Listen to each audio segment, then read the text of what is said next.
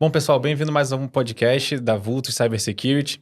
Eu sou Alexandre Brum, CEO da Vultus. Hoje a gente tem a ilustre presença aqui do Fernando Dias, BISO da R&Co, e o Marcos Marques, Head de Operações, diretor de operações aqui da Vultus. Prazer, pessoal, estar aqui. Prazer imenso aí receber o Fernando aí, um parceiro de trabalho aí ao longo de 3 anos, né, Fernando? Muitos percalços. Mais do que um parceiro de trabalho, né? Um grande amigo que a gente fez aí nesse movimento que a gente tem de cibersegurança na R&Co. Muitos percalços, muitas histórias a contar aí, né, Fernando? E muita evolução, né? E também um grande amigo aí das resenhas que a gente conversa durante o dia, de inúmeros assuntos, né? Futebol, Star Wars. Tem que ter a resenha, né? Senão não tem graça. Com certeza, né? Muito bom, gente. Acho que hoje o objetivo é passar um pouquinho, até dar um pouco do contexto histórico aí do Fernando. Já tem uma vasta experiência, não só com cibersegurança, mas com tecnologia de forma geral. E contar um pouquinho da história, trazer um pouquinho também da grande evolução que veio ocorrendo ao longo do tempo, falar um pouco de mercado, enfim, bater um papo aqui com um estilo um pouco descontraído mesmo e resenha, viu? E aí, Fernando, acho que para iniciar, é legal até entender um pouco, né, de como que começou sua trajetória aí no mundo de tecnologia e cibersegurança. A gente, enfim, nos papos que a gente bate, já deu pra perceber que é super nerd. Então, da onde vem essa origem aí? Cara, é complicado lembrar da minha vida sem tecnologia, assim, raramente eu me lembro. Acho que o primeiro Natal que eu me lembro, eu tava ganhando um Atari. Então, assim, eu não consigo ter lembrança antes de coisas, antes de mexer em tecnologia. Mas o que grava, assim, para mim, que eu ligo ao meu mundo profissional, assim, uma coisa que eu trago até hoje, foi que eu comecei a programar muito cedo. É assim, óbvio que assim, era programar copiando código. Existia uma espécie de computador ou um videogame. Hoje eu nem sei enquadrar onde que aquele equipamento ele estaria, que era o ZX Spectrum. E era nos Estados Unidos chamava Commodore, então às vezes o nome muda um pouquinho. Mas ele vinha com livrinhos para copiar o código e gravar em cassetes. Eram mesmo tapes com fita magnética. E você escrevia o código, era Basic, a linguagem era Basic. Então eu fazia o meu joguinho da forca, né? E era muito incentivado ali pela minha mãe. A minha mãe é ligada à tecnologia. Então, desde ali já comecei a ter um interesse. E isso era nos 80 ainda, tô falando de anos 80. Tô falando ali depois, chegou o ano de 88, 89. Eu queria fazer algo com qualquer coisa com computador. E minha mãe me colocou em cursos de informática que tinha naquela época, nas microcamps, empresas que existiam naquela época. E eu fiz Lotus 1, 2, 3, WordPerfect, Corel, já existia Corel naquela época. E fui começando a ter interesse, cada vez mais interesse, e fazer cursos de manutenção em computadores, isso com 12 anos de idade. 10 anos de idade eu já comia livros de revistinhas de manutenção eletrônica. Então sempre tive muito colado a isso. Não ia ser diferente quando chegasse na época de faculdade, escolher o que fazer, de escolher ali a carreira de engenharia da computação. Não fiz no Brasil, né? Enfim, a vida me levou para fora do Brasil. E aí eu desenvolvi um bom pedaço do meu percurso profissional e o acadêmico fora do Brasil. Estudei em Portugal e comecei toda a minha vida profissional lá. Que legal, que legal. Em que momento teve essa virada de chave, Fernando? Digo, a gente sabe que segurança dentro de tecnologia ainda é um submundo ali, né, cara? Um negócio talvez next level no sentido de especialização. Em que momento teve essa virada de chave que você começou a se interessar por cibersegurança? Eu sempre, assim, desde que eu saí da faculdade, né, eu sempre fui ligado, acho que como a maioria dos profissionais, ligado ao mundo do desenvolvimento. E eu tive muito colado ao desenvolvimento de software durante cerca de 7, 8 anos, os iniciais da minha carreira. E depois comecei a cair para administração de sistemas. E aí eu já comecei a colar 2 mundos, né? Do desenvolvimento e o da administração de sistemas. E esses mundos, né, quando eles começam a ter o atrito, eles começam a eclodir outros mundos. Um deles é o da segurança da informação. Então, sempre tive muito próximo ali, ter que me preocupar enquanto desenvolvimento, enquanto engenharia, de testes de qualidade de software. E nessa qualidade de testes, obviamente, testes de boundary, de fronteira, já são... A gente nem sabia que eram testes de segurança, já eram testes de segurança. Se preocupar com SQL injection, aí... Hoje a gente estava falando de PHP. Exatamente. E aquilo já é segurança. Então, você começa já a trazer isso para o teu mundo.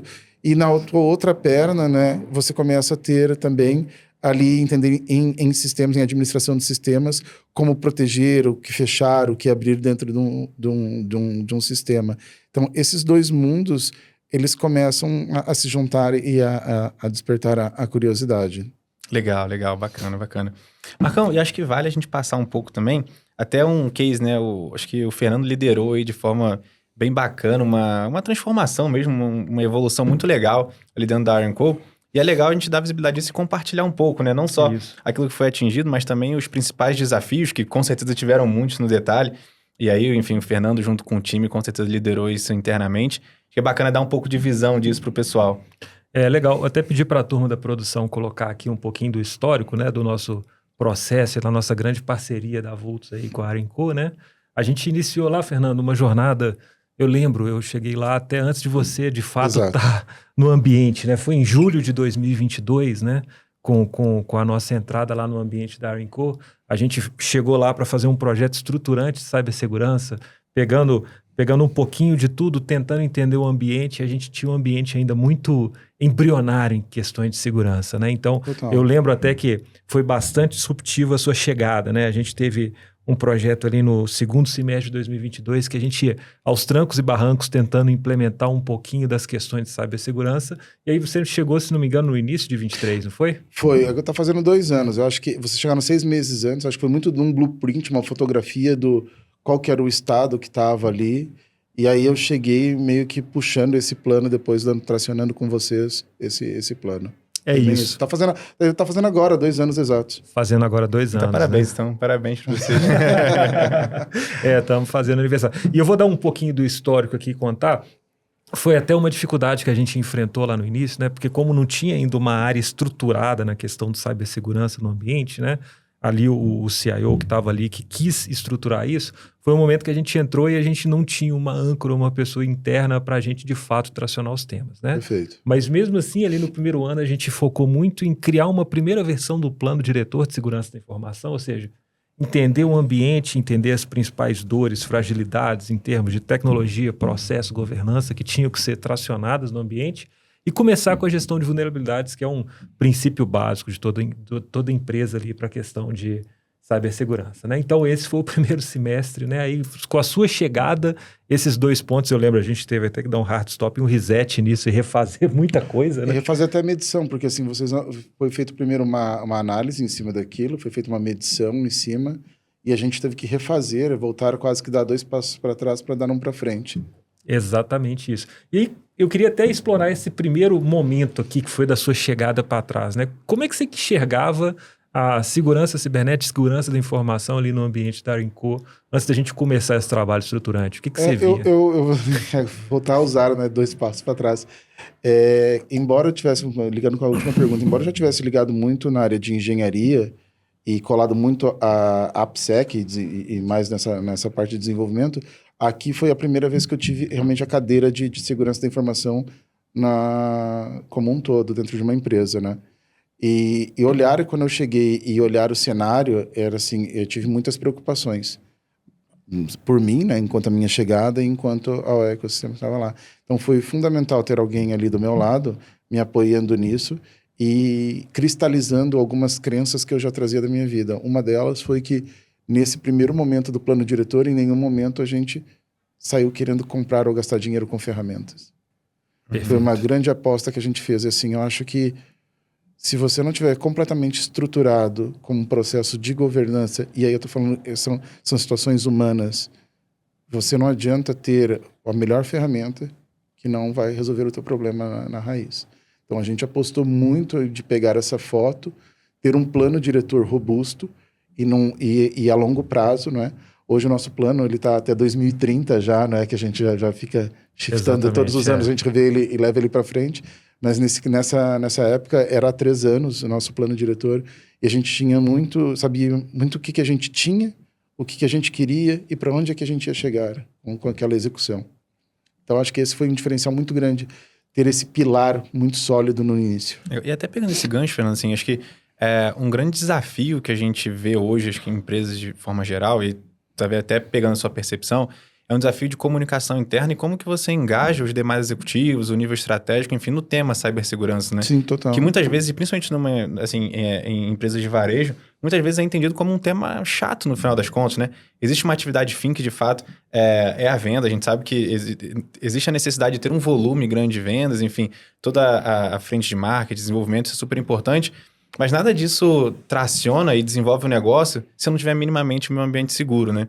Então, como que foi para você ter levar esse assunto para um nível mais executivo, né? Digo, para um nível estratégico e começar a discutir governança de cibersegurança, discutir cibersegurança como um todo com esse nível estratégico da empresa? Então, acho que nessa tem ali a nossa evolução. Nesse primeiro momento, não era essa a preocupação.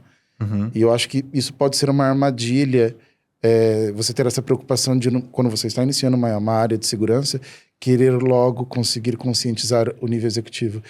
Nós tínhamos um desafio primário que era conscientizar a própria tecnologia. Uhum. Então, era a própria engenharia, o próprio desenvolvimento, criar uma consciência coletiva de segurança da informação, primeiro dentro da própria tecnologia, para depois expandir isso, não é? Porque depois, ao expandir, a gente já sai do estágio inicial, daquela execução de um plano diretor, e eu consigo ter resultados. E que resultados são esses? Ligados direto ao negócio, impacto direto no negócio. Ou seja, se eu tiver um determinado tipo de ataque e o meu e-commerce ficar fora do ar durante X horas, quanto essa hora de venda representa num fim de semana? Uhum. Quanto essa hora representa se paralisar o centro de distribuição? Uhum. E uma hora no varejo você não recupera, né? Se você perdeu uma hora de venda, você não recupera. O dia é finito, ele tem 24 horas. Exatamente, ele não volta. Por mais ads que você faça, você não recupera. Uhum. Legal. Aí eu queria explorar um pouquinho também, Fernando. A gente começou nesse processo aí com desenhar o plano diretor, entender ali quais são os próximos passos, né? Tudo isso sempre com uma governança integrada, dando visibilidade ali para nível executivo para vocês os problemas, né? Mas o outro ponto que a gente começou muito fortemente foi com a questão do GVU, a gestão de vulnerabilidades, né? Total. Gestão de vulnerabilidades é o básico da segurança da informação, você tem que entender, mas é uma coisa muito disruptiva, às vezes, uma cultura de uma empresa que não tinha uma gestão de vulnerabilidade antes, né? Pô, você tem lá inúmeras squads que estão trabalhando com inovação, aí você põe para o cara fechar a vulnerabilidade ali, você sempre tem... É um processo que não é nobre do cara entre fazer inovação, né? Quais foram as principais barreiras ali no início, em termos de pessoas, de resistência, para começar a tracionar essa gestão de vulnerabilidade e começar a dar resultado que você viu?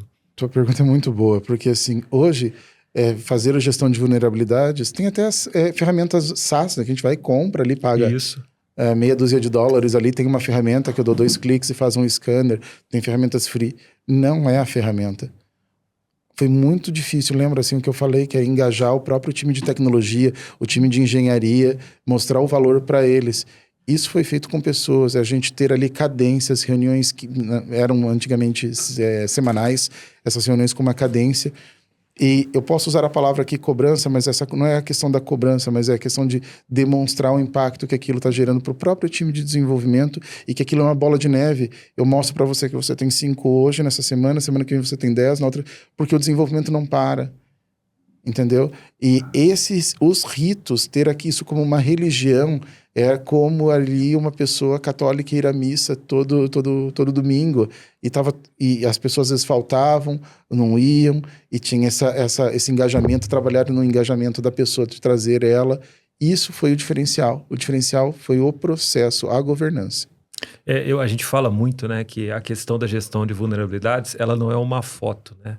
Ela é um filme, então ela tem uma cadência, ela tem que ser feita sempre, ela não tem um fim, né? É igual cortar a unha, a gente corta a unha aqui, semana que vem vai crescer. Os cortar unha, a gente sempre falou do cortar Gestão unha. de vulnerabilidades é igual cortar a unha, cortar sempre, né? Se a unha está sempre crescendo, as vulnerabilidades estão sempre crescendo, né? Eu acho que um dos pontos que você falou foi isso, né? A ideia era fazer o GVU virar uma coisa sexy, né? Então, teve muitas ações que a gente colocou, tipo, igual você falou, o comprometimento de ter as pessoas junto ali, fazendo semanalmente o tete-a-tete, né? Questões de premiação também. O que você viu? Eu lembrei disso agora. Quais foram? Você podia contar um pouquinho de como essas ações aí, de fato, ajudaram na agregação de valor para a gente reduzir o backlog? A gente estava com uma curva, a gente fez uma curva, né, para começar a medir a velocidade de correção dessas vulnerabilidades. No início era lenta, depois pegou uma velocidade, depois caiu, enfim... foram ciclos. A gente começou a ver parece que tinha engajamento, daí perdia, daí voltava a ter. E o que era? Onde é que estavam esses engajamentos? E começamos a entender como é que deveríamos tratar aquilo. Porque se eu coloco que um dev tem 1000 vulnerabilidades, perdi o jogo por 5-0, perdi o jogo por 10-0. Então, a gente teve mais uma vez a governança aqui. A governança entrou e nós ali de segurança começávamos a classificar essas vulnerabilidades e colocar no backlog do desenvolvimento apenas aquilo que ele conseguiria resolver. Então, ele via que tem pouco, então eu consigo resolver, eu consigo entregar nessa sprint, eu consigo entregar nesse quarter, eu vou fazer, eu vou lutar. Associado a um gamification. A gente fez técnicas de gamification, baseadas em futebol até, ali com a ajuda do pessoal, e oferecemos vouchers ali dentro do nosso ecossistema para os 3 primeiros colocados. Isso foi um diferencial muito grande. Um voucher mexe, né? O voucher mexe com o engajamento do pessoal, né? Eu vou até puxar pro Bruno, né? O nosso negócio, né, Bruno? Então, o que ele falou é muito legal que a gente... que eu tô falando aqui, tornar o GVU sexy, né? Então, a nossa abordagem aqui, né? Nosso time técnico, os melhores scans, ter a plataforma rodando, o time técnico explicando ali, dando o to-do de como fazer a correção da vulnerabilidade, quando for mais uma governança integrada que conversa com o C-Level e com o jeitinho ali fazer a cobrança, né? Esse é um grande diferencial que a Vultz tem nesse processo, a gente tornar o processo de GVU, o processo sexy, com foco em resultado, que é o principal, Não, né? com certeza, Marcão, assim, acho que esse projeto é legal, assim, eu tenho um carinho enorme por ele, porque você consegue olhá-lo de forma isolada e talvez você consegue separar algumas soluções específicas ali, né, frente de trabalho. Mas o grande ponto é que em cibersegurança, a gente já falou isso algumas vezes, não existe uma bala de prata, ou seja, uma solução que de fato vai resolver o problema e vai mitigar o risco totalmente. Isso é quase que utópico, né? Então, acho que o grande ponto aí, e com certeza o fator liderança interna dentro do cliente foi fundamental para isso, é conseguir orquestrar esse tanto de frente de trabalho. Então, acho que foram algumas frentes iniciais, aquilo ali foi sendo aprimorado ao longo do tempo, né? E a Arezzo, por si só, assim, tem um cuidado muito grande, não só com a sua infraestrutura, mas também com a própria relação com o cliente em si. Então, foi super legal que a gente conseguiu, né, aí junto com a liderança, implementar diversos processos internos focados não só nos colaboradores, na infraestrutura da própria empresa, mas também olhando muito para cliente, né? A gente, em algum momento, entendeu que aquilo ali era crítico para o negócio também. Então, essa orquestração de governança com todas essas frentes de atuação, ela é super importante, que aí eu consigo sim priorizar da forma mais efetiva. O Fernando comentou no início, né, que existe uma preocupação muito grande de definir muito bem o plano para começar a executá-lo e não se preocupar tanto no momento em entupir a empresa ali de ferramenta, né, no final das contas. E acho que hoje, olhando para trás, não sendo um engenheiro de obra pronta, né, como o Marcão comenta, me parece que foi uma decisão acertada, que é de fato otimizar de alguma forma esse orçamento, né? Então, e aí até puxando o gancho, Fernando, acho que um desafio muito grande aí, que a gente pode viajar aqui, falar de cenário macroeconômico, dólar e o caramba, mas existe um desafio muito latente que é a disponibilidade orçamentária, né? Então a gente tem aí recursos finitos, e aí quando eu falo recursos finitos é mão de obra mesmo, a gente tem dificuldade de achar esses profissionais muito bem qualificados, e também eu tenho a dificuldade orçamentária ali, né? Essa escassez orçamentária para isso. Como que foi esse desafio para você internamente, de fato trazer essa discussão para a mesa e mostrar a sensibilidade e a criticidade do tema? São daqui, eu acho que eu me apoio em dois pilares, tá? Um que eu acho que eu volto sempre para ele, todas as discussões eu vou voltar, é o plano diretor. Eu tenho o plano diretor embaixo do meu braço, porque ele vai me fornecer vários cenários para aquele ano. Vai ter um cenário A, um B e um C, mediante do que aconteça. Mas fora isso, que é a sensibilização que você me contou, me perguntou do corpo executivo da empresa, nós fizemos um estudo para entender qual que é o custo do não investimento em segurança da informação, né? E em segurança é complicado a gente falar de ROI, pode não ser uma conta muito firme, mas se você se apoiar o quanto custa não investir, ou seja, eu sei que se eu sofrer um determinado tipo de incidente, e esse incidente ele vai paralisar alguma das cadeias de negócio, eu sei o valor da paralisação de cada cadeia de negócio, eu estimo o custo desse incidente, mediante aquele risco que eu tenho. Ao seguir o plano diretor, eu sei onde eu estou, onde eu vou estar com determinado investimento, e se eu fizer esse investimento, quanto é que vai custar a menos esse tipo de situação. Então, levando isso e levando a cadeia de negócio, falando de negócio, Porque eu acho que a segurança da informação ela deixou de ser algo técnico, ela está saindo, mais uns anos acho que ela sai da tecnologia, ela tem vida própria, ela passa a ser uma business unit própria. E quando ela se conecta direto ao negócio, falando a linguagem do negócio, a gente consegue sensibilizar e demonstrar o verdadeiro valor. Legal. E é um desafio, Marcão, que acho que em diversos projetos a gente encontra, né, no final das contas. É, de fato, democratizar um pouco essa discussão do tema e dar o insumo necessário para o nível estratégico da companhia tomar uma decisão, que no final das contas não tem certo e errado. O grande ponto é o apetite a risco. Exatamente. E aí, até, Marcão, como que você vê, assim, de forma geral, esse apetite a risco sendo discutido no dia a dia? Então, esse é um ponto, até estava conversando com o Fernando, né? Como que de fato você engaja um nível executivo da organização para discutir o que a gente chama de apetite de risco, né? O que a gente tem visto é que segurança da informação, com esse boom que teve aí, principalmente na última década, surgiram muitos profissionais ali, coordenadores, CISOs novos, né? E é um público muito técnico, né? Então, eu estou falando ali de ferramenta, né? Até o exemplo, Fernando, hoje. Pô, então eu preciso chegar aqui e botar um CIEM, um EDR e um DLP, né? Aí quando você leva isso para um CISO, para um CFO, o cara pergunta se é de comer ou de passar no cabelo, né? Então, a estratégia de sair do tecniquez, né, e transformar isso numa linguagem, igual o Fernando falou, é de tá, eu vou colocar essas três siglas que você me falou que eu não sei para que servem, né? Mas qual que é o meu retorno, assim, o que eu posso dormir mais tranquilo com isso? É a grande chave de conexão e você trabalhar esse investimento. Qual dica que você dá para isso, Fernando? Ali a gente consegue voltar a colocar o slide aqui? Vamos colocar. Vou pedir para a produção colocar o slide aqui para gente, porque eu acho que é legal aqui que mostra a nossa evolução, não é? E aqui a gente fala que hoje eu tenho um drive aos eventos. Eu pego uma vulnerabilidade num GVU e de repente eu tenho um incidente dentro do e-commerce. Será que aquilo está correlato? Será que aquela vulnerabilidade... Então, quando a gente montou aqui a gestão de fraudes, não é? Engajou o negócio, porque a gestão de fraudes não é a tecnologia que está lá dentro. Eu tenho uma pessoa que é representante de tecnologia lá dentro. Depois eu tenho desde compliance, de auditoria, jurídico, financeiro. Então, hoje o nosso maior promotor dentro do grupo da empresa é o jurídico. O jurídico fala da gente. E é uma consciência. Quando alguém detecta algum incidente, já tem os canais que reporta. Então, colocar essas pessoas dentro de um grupo, você começar a expandir o que é a consciência. A mesma coisa que a gente fez lá no início, mas para a tecnologia apenas. Colocar o negócio, o onboarding. Tinha um Matheus americano que falava colocar todo mundo dentro do táxi. Na hora que a gente coloca todo mundo dentro do mesmo táxi, a gente vai para o destino com a mesma consciência. Legal. Então, isso fez muita diferença na hora de eu conseguir vender, se eu posso assim chamar, vender tecnologia, vender a parte de segurança, vender as minhas ideias, né, em conjunto. Legal. E o ponto que você comentou agora, nesse cara, sobre fraude, assim, acho que esse é um assunto, principalmente quando a gente fala de varejo, que está latente, explode o tempo inteiro. Assim, como que você vê o perfil do criminoso, né? Óbvio que a gente pode ter um criminoso que vai explorar ali de forma um pouco mais técnica o ambiente, de alguma forma. Sim. Mas eu imagino que no dia a dia existe uma preocupação muito grande com o perfil fraudador também, né? Aquele cara que vai olhar para a regra de negócio, vai tentar algum bypass ali e tirar vantagem de alguma forma. Isso precisa ser discutido também e, de certa forma, resvala em cibersegurança. Resvala não, né? Acho que cai no colo de cibersegurança. Então, como que você vê aqui, assim, cara, essa diferença? Né? Porque a cibersegurança, às vezes, olha muito de fato pro lado técnico, mas eu preciso olhar também pro perfil fraudador ali, que é o cara que vai fazer uma engenharia social, que vai passar uma regra de negócio.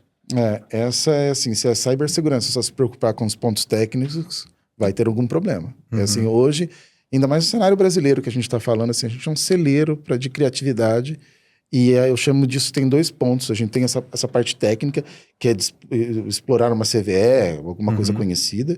Depois a gente cai numa questão que é de quem explora regras comerciais. Trocas, imagina, uma pessoa compra um produto e devolve outro, ou faz abuso dessas trocas, fica trocando muitas vezes. Política comercial mesmo, Política comercial mesmo. Ou compra, imagina, uma pessoa compra roupa a um determinado valor e a roupa muda de valor, devolve em grandes quantidades. Então tem uma série de abusos disso. Ou regras mesmo de negócio que exploram para fazer algum tipo de fraude. Por exemplo, com vouchers, uma das plataformas que geram vouchers. e exploram esse tipo de situação. Então, hoje, eu vejo muito mais dentro de um cenário de e-commerce uma exploração de fraudadores, né? Aqui a gente está falando de uma outra classe que compra ferramentas prontas ou se baseia em regras de negócios do que propriamente exploração técnica. Com É uma certeza. tendência, eu acho que vem equilibrando a balança. Há uns anos atrás ela era desequilibrada, hoje ela está um pouco mais equilibrada nisso. E mais uma vez existe o desafio de tangibilizar o impacto da atuação da área de cibersegurança no negócio, né? E aí, tanto do ponto de vista técnico, quanto do ponto de vista também não técnico ali do perfil fraudador. Não, total. Assim, só voltando um pouco atrás, até ligando no último episódio do podcast sobre engenharia social, nesse sentido, existe muita questão de engenharia social, tá? Assim, desde pessoas que vão direto na loja e tentam aplicar algum tipo de fraude, a quanto pessoas que ligam num call center, num saque, né, para tentar aplicar. Eu não sei se pode, a gente não combinou também. Tem algum caso específico que você possa contar aí que, cara, arrepiou o cabelo, ou enfim, pelo menos deu pra... tirou o sono ali, mas hoje em dia dá pra dar risada? Não, assim, existem casos que dá para se contar, porque isso já se tornou até público, e existem N empresas que estão com isso, é pessoas se passando por técnicos de informática e tentando ter acesso físico a lojas. Aconteceu já com algumas. É quase que uma espionagem clássica mesmo ali, né? Exatamente, assim, então a gente faz, assim, ao longo do ano a gente faz diversos testes com conscientização dos colaboradores para que isso não venha acontecer. Mas isso hoje é uma coisa muito comum. Legal. E esse é um tema legal de abordar, né, Marco? Acho que você falou de conscientização de colaborador. E aí é importante trabalhar não só a conscientização da própria área de tecnologia ou de produto ali, mas o pessoal que está na ponta também, que com certeza Sim. é alvo desse tipo de atuação. Total. Então, hoje, a gente vê um desafio muito grande, mas a gente vê também empresas engajadas, como o grupo, para realmente atuar na capacitação e conscientização, né? Tem que ser um tema que está em voga ali o tempo inteiro. Ele Sim. é perene, né? Assim, você não é fazer uma vez e, check, fiz este ano. Não, é uma coisa que tem que estar sempre. E ele não é one size fits all, não é assim, tem que ser uma coisa customizada para aquele cenário, daquele tipo de pessoas que vão E aí eu captar. acho, Fernando, no ambiente da Incool, né, que é uma gigante nacional aqui, o grupo tem diversas lojas no Brasil todo, posicionamento, então tem várias portas de entrada, né? Não só na internet, mas portas Físicas, de né? entrada física, igual você falou e deu esse exemplo, né? Aí você tem uma jornada interna aqui bem legal, né? Monitora evento, com SOC-CIEM, plano diretor, etc, né? Qual que é o desafio adicional de ter o engagement, não só no que você está fazendo ali na sede, mas de todas essas lojas do Brasil, né? E perenizar essas pessoas em termos de conscientização também, de que o risco pode estar em qualquer lugar, em qualquer pessoa, assim. Esse é um... Tem um primeiro ponto, que é isso que a gente falou, que acho que é treinamentos constantes, né, de conscientização, mas ele não basta, não é? Eu acho que existem canais de comunicação internos onde a gente está sempre levando isso às lideranças, né? Hoje, assim, eu posso dizer que a camada de liderança toda compreende os riscos, são eles até a que geram alguns alertas, né? Quando estão numa rede social, vê alguma coisa diferente, muito falso positivo vem nisso, mas é um falso positivo que eu até agradeço que ele exista, porque mostra que tem alguém tem alguém tão preocupado quanto nós na mesa. Ou antigamente eu podia dizer assim que estava sentado na mesa e a preocupação, porque não havia consciência coletiva, é que as pessoas não sabem que não sabem, não é uma falta de atenção. Hoje eu posso dizer que existe uma mesa formada que é falada, que não é só de tecnologia, que a gente fala sobre segurança. Legal. Perfeito. E você comentou sobre falso positivo, né? Acho que, voltando na história lá de implementação de ferramenta e como que isso é complexo, óbvio que é super importante, por exemplo, você ter uma ferramenta ali de monitoramento do seu ambiente, né? Mas mais talvez, não mais, mas tão importante quanto a implementação de forma bem objetiva ali, né, e clara, é a manutenção disso. Então, cara, assim, eu não sei de cabeça aqui o volume de logs, por exemplo, que é gerado no grupo. Mas eu imagino que seja um volume significativo. Então, é importante essa cadência de governança e estar olhando de forma objetiva para os principais indicadores ali, para ir cada vez tunando mais essas regras e fazendo com que o analista de segurança ali, ele consiga focar naquilo que importa, né? Ou seja, naquele alerta crítico que de fato representa algum risco para o negócio. Acho que esse foi um ponto bem legal, né? Quando a gente olha para trás, é possível ver uma evolução bem significativa, no sentido de que o emprego da força da área de segurança, ele está realmente direcionado para aquilo que importa e está mitigando o risco no final do dia. Isso, desculpa. Pode falar. Isso é muito engraçado de falar, porque acho que a gente falou sobre qual foi o maior desafio nesses 2 anos. E aquela regra de não sair colocando ferramentas. A gente caiu um pouco nessa pegadinha, implementamos lá ali um CIEM, e o volume de logs é absurdo, assim, e não pelos logs, mas pelos eventos. Começaram a surgir eventos, e aí aquela história que eu falei da vulnerabilidade, perdendo por 10, perdendo por 1000. Então, o analista não conseguia dar vazão àquilo, e a gente não entendia o que era aquilo. Então, mais uma vez, implementar uma ferramenta sem ter um time que te apoie, e não só que seja um time interno, mas alguém que te traga boas práticas de mercado e entender esse fine-tuning que é preciso fazer, não vai ter o resultado, o valor. Então, a gente caiu numa espiral de um ciclo que demorou cerca de 3 meses para fazer um fine-tuning, entender as regras, e hoje a gente mantém uma saúde muito boa do nosso ecossistema. Mais uma vez, isso está ligado com toda a nossa... O que eu falo do event-driven, né? Ali, uso até a nomenclatura dos eventos. Mas os eventos que acontecem no GVU, no comitê de fraude, eles permeiam a cadeia toda. Então, a gente tenta correlacionar hoje todos esses eventos. Legal, legal. Cara, e um ponto, Fernando, assim, você é um cara que não só tem uma atividade prática ali, uma experiência prática, mas também uma formação acadêmica muito legal, né? Então, a gente sempre brinca que você é super nerd, interessado pra caramba no tema, então é bem bacana. O que você acha hoje que para um profissional de segurança, né, que tá entrando ali para essa área, é um grande desafio? Hoje você lidera ali uma área significativa talvez de uma das maiores empresas do Brasil, dos maiores grupos do Brasil. Então, o que você vê como talvez uma skill essencial ali pro profissional que está iniciando na carreira? O que ele precisa olhar de fato? Qual é o maior desafio assim, que você vê? Hoje eu acho que o maior desafio de um profissional é conseguir se manter atualizado. As coisas mudam muito, né? E fala assim, e é difícil se manter atualizado, ele começa a evoluir muito, ou se ele entra hoje, mas também saber coisas legadas, né?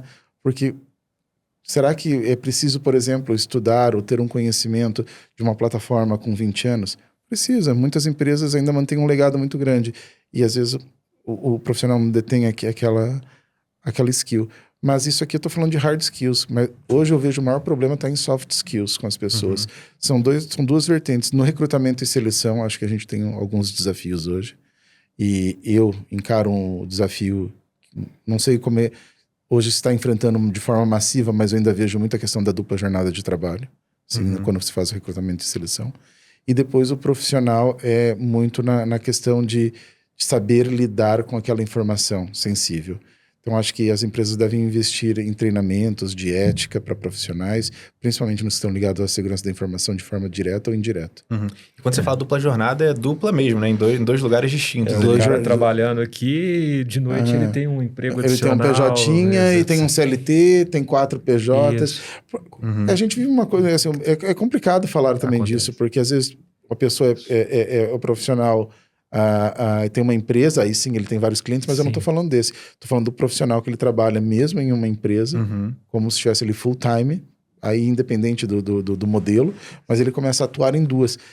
Isso não é só crítico para ele, né, enquanto acho que a saúde dele, né? A salubridade dele, mas também porque a gente conhece no cenário nacional grandes ataques que existiram de ransomware e sequestros, porque o profissional ele detinha um computador com senhas de 3, 4, 5 clientes. E acontece, ou ele mistura as informações, ou ele consegue dar inside information num lugar sem querer, porque está falando de outro. É muito conflito de interesse que eu vejo nisso. Aí, Alexandre e Fernando, né? Essa questão da dupla jornada de trabalho é um fator muito interessante que você levantou, né? Isso potencializou demais nos últimos 5 anos com o home office, né? Então, com o home office, às vezes, o cara tem uma jornada dupla de trabalho e você identifica tardiamente ou nem identifica, né?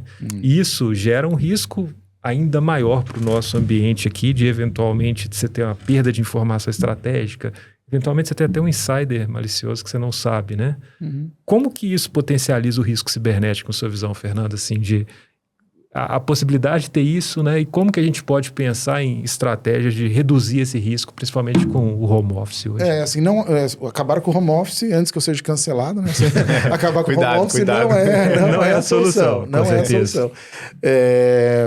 E também acho que é muita questão de não tem como evitar. Assim, a verdade é essa. Assim, é aquela história do futebol que a gente estava falando. Não é um goleiro num gol de 7 metros. Assim, uma hora a bola entra. Não é isso. Eu acho que é muito mais ser um processo de recrutamento e seleção muito mais criterioso, né? Hoje a gente tem ferramentas para detectar algumas questões desse tipo, né? E pesquisas e tudo isso eu consigo. Eu comecei a investir muito mais tempo meu diretamente, até para multiplicar dentro do time, ou com até outros parceiros. Eu tenho alguns parceiros e até mesmo para conseguir instruir o próprio parceiro no recrutamento e seleção. Mas é processo, é pessoas, é análise, não tem uma bala de prata para esse tipo de situação. Não, legal. E, pessoal, acho que a gente falou bastante, talvez, de muita coisa que foi feita, né? Assim, como que teve uma evolução, de desafios. E olhando para frente, o que vocês veem como principal desafio, né? Acho que é o processo de melhoria contínua, talvez a gente esteja longe da perfeição e bastante longe. Como que, olhando para frente, vocês enxergam quais são os principais desafios a nível de cibersegurança dentro das empresas como um todo? Hoje eu vejo assim no mercado de varejo, não é? Ligaram muito mais. Foi meu primeiro contato profissional com varejo, eu vinha de outras linhas, outras áreas de negócio. E o que eu vejo aqui é que aqui eu preciso costurar mais, assim, acho que tem muito mais, tem um valor muito grande eu conseguir ligar a área de negócio com a área de tecnologia e conseguir demonstrar esse valor que gera. É o que eu disse no início, no nosso papo. Começar a desvincular a área de cibersegurança da área tecnológica e levar ela para o negócio. Ela ser parte integral do negócio. E aí eu estou falando desde planos de continuidade de negócio, enfim, que passam por demonstrar diretamente o impacto na cadeia se aquilo for paralisado. Com certeza. Eu tenho um desafio até adicional que acho que é bem relevante, a gente já viu acontecer em muita empresa, que é o seguinte, né? Igual você bem colocou, a gente tem ali os desafios de, eu tenho um ambiente inseguro, identifiquei o meu risco, eu vou começar a mitigar esse risco. Aí eu coloquei ali o processo correto, a ferramenta correta, né? Aí tem que ter a liderança dentro de casa para a gente começar a mitigar o risco. E a gente tem, até no slide tem ali uma evolução da maturidade cibernética de 3 vezes, né? Então, hoje eu estou num patamar ali legal, bacana, né? O desafio é a tal da disciplina de sustentação. O que é a disciplina? Vamos pegar ali, por exemplo, a gestão de vulnerabilidades, né? Um processo que tracionou, que tem que acontecer continuamente, né? Teve empresas que a gente passou, que a gente saiu ou deixou o handover, o negócio morreu. E quando morre, o risco volta, né? Eu acho que a questão da disciplina de fazer o básico, né? A gente está agora no podcast, a gente tem certeza que está acontecendo um comitê de gestão de vulnerabilidade, todo mundo apresentando, e a gente está tranquilo aqui, enquanto isso está acontecendo com o time, né? Mas a cadência e a disciplina pode parecer o básico, mas é difícil manter o time todo de farol aceso, o que é importante. Porque se você apaga o farol um pouquinho, o risco cibernético, o atacante joga por uma bola, né? Como é que você enxerga isso? A disciplina e o farol aceso. Esse foi o fator crucial, acho que assim, foi o ignite point da nossa jornada, foi construir, esse foi o pilar. O que motivou, o que levou a gente a construir toda essa evolução foi a criação dos ritos, da cadência com o pessoal, manter isso, sempre aí usando aquela técnica do gamification, trazendo outros motivadores para os times entrarem juntos, não apresentar que tudo está ruim, tudo está horrível. Quando você começa a trazer isso, vai desengajando, vai desmotivando o time. Então, se você começa a dar o remédio certo para a dor certa, você começa a evoluir, e aí step by step, ali são passos curtinhos, mas foi baseado nisso que a gente cresceu. Por isso, só tecnologia, né? Você contrata uma tecnologia ali, sem ter o fator pessoas junto, o fator processo, o fator governança, tudo junto, ele não vai te dar o resultado completo como isso tudo junto, né? Com certeza. E acho que a gente tem alguns fatores críticos de sucesso, né? Quando a gente... qualquer projeto que a gente vai executar ali tem alguns fatores críticos. E com certeza um deles é a liderança, né? Exatamente. Então, quando a gente olha para trás, nesse projeto específico e alguns outros também, é super importante a gente destacar que se não existe uma liderança forte, cara, é difícil de fazer milagre. Muito difícil. Então, assim, a liderança ali da área de segurança, né? Precisa estar engajada, não só da área de segurança, mas da área de tecnologia também, precisa estar engajado em, de fato, sensibilizar as demais áreas quanto à criticidade do tema. No sentido de, gente, se der pau aqui, o negócio vai parar. Tá todo mundo comprado com esse risco? Eu acredito que ninguém vai assinar isso embaixo. Então, assim, a liderança da área de segurança e tecnologia tem um papel fundamental para o ganho de maturidade em segurança cibernética de uma empresa. Perfeito. Não, eu concordo com isso. Tanto quando começamos ali no GVU, muitas das vezes o confronto do time de engenharia mas eu tenho uma feature para entregar, eu tenho uma nova funcionalidade para entregar. E fazer fazer as pessoas entenderem, e não as pessoas que estão ali diretas, eu ter que ajudar a engenharia e lá no negócio, tudo bem? Olha, a gente está com esse problema aqui e você tem essa feature para querer entregar. Só que isso aqui acontecer, o risco é esse. Você entende que eu preciso priorizar? Isso levou um tempo, entende? Assim, entregar essa consciência para as pessoas, isso leva um tempo. Do que é mais prioritário? Como que a gente prioriza esse backlog de desenvolvimento? Perfeito. Com certeza. E aí, em questão de prioridade, né, Bruno? O que a gente vê ali, por exemplo, nesse exemplo aqui que o Fernando tem, né? A gente tem uma série de serviços ali, então você tracionou vulnerabilidade, tracionou SOC com monitoramento, tracionou credenciais vazadas, tracionou gestão de fraudes, né? Mas existe uma série de gaps ainda que as organizações têm. Agora vamos olhar para a minha gestão de acesso, agora vamos olhar para a minha continuidade de negócio. São muitas coisas a fazer, né? E o trabalho é árduo, né? Porque é igual você falou a questão do Gol. O Gol só cresce, a tecnologia muda. O trabalho é árduo e o dinheiro é finito. O trabalho é árduo. É esse ponto que eu quero chegar, né? Por isso que é importante você ter um plano diretor inicial, com uma visão de longo prazo, mas todo ano o plano diretor que eu tenho percebido nas empresas dá uma reviravolta, né? Por exemplo, o que você colocou, o que eu coloquei lá em janeiro de 2024 para algumas empresas, chegou em dezembro, aquilo já não era prioridade, porque aconteceu um risco novo, né? Como é que você vê essa importância da agilidade de revisar processos, tecnologias e um plano diretor numa periodicidade definida, né? Eu não diria agilidade, eu diria que isso é uma adaptabilidade. Como a gente tem que se adaptar ao cenário atual. No início você falou ali o macro cenário econômico, a alta do dólar, isso mexe com as empresas, não é? Isso mexe por quê? Porque mexe com os consumidores, de forma direta. Então, o plano diretor ele é um guia que a gente tem de cenários também. Ele não é só uma coisa straightforward, vou olhar para ele e vou seguir do ponto A ao ponto B, do ponto B ao ponto C.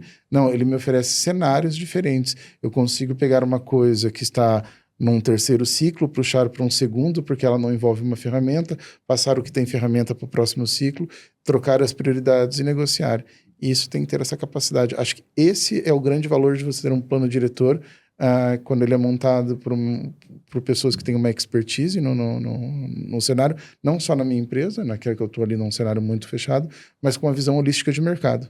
Exato. Tem um grande amigo nosso que fala muito isso, né? Que um planejamento não é um bom planejamento se ele não puder ser adaptado. E de fato é isso, né? O cenário está mudando constantemente. Não só a nível de economia, mas de risco, tecnologia nova aparecendo, prioridade de negócio, apetite a risco. Então são fatores que no final das contas a gente tem que colocar dentro de uma panela, mexer e ver o bolo que sai. Então é super importante a gente estar preparado realmente e aceitar que de fato a gente vai ter que se adaptar, né? Então à medida que tudo muda a todo tempo, acho que é super, super relevante isso. Pessoal, acho que a gente está caminhando para o final do podcast também. Mais uma vez agradecer a presença do Fernando, do Marcão. Vocês têm alguma dica final para passar para o pessoal? Computador seguro, computador desligado. Falando sério, eu acho que para quem está iniciando, né, acho que muitas empresas estão muito maduras, né, já praticam a cibersegurança já há anos, só que tem outras que estão no início da jornada, não é? De como se estruturar dentro disso. A primeira dica que eu deixo é, cara, procure parceiros que consigam apoiar nessa jornada. Não é uma jornada trivial, porque ela envolve diversas nuances, tanto que falamos técnicas, quanto a parte humana. Então, acho que um parceiro é fundamental para alavancar essa área e construir um plano diretor. Acho que o primeiro passo é esse. Legal. Eu sigo muito na dica do Fernando também, né? Eu acho que dentro de casa ali, principalmente as funções do CISO, dos coordenadores, faça uma boa identificação do risco atual, um bom Red Team Assessment, por exemplo, né? Para saber ali quais são as principais vulnerabilidades. Tangibilize esse risco em coisas mais sexy no nível de C-level, né? Ou seja, o que gera de impacto no negócio, perda financeira, né? Para sensibilizar o todo, né?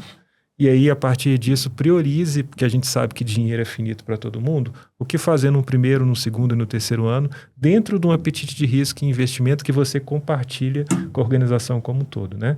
E assim, a jornada do cowboy solitário ela não funciona, né? Então, o cara técnico que está ali tentando fazer tudo sozinho não consegue. Tem parceiros de negócio, diversos parceiros de negócio, a Vultus é um dele em várias jornadas, para ajudar a sensibilizar é sempre muito forte, né? Legal, legal.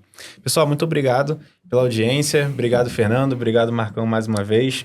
Até a próxima.